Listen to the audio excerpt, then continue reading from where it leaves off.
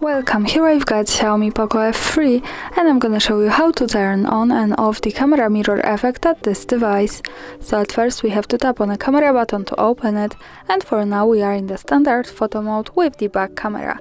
To get access to the mirror effect we have to change back camera to the front one. Let's do it by tapping on this button from the right.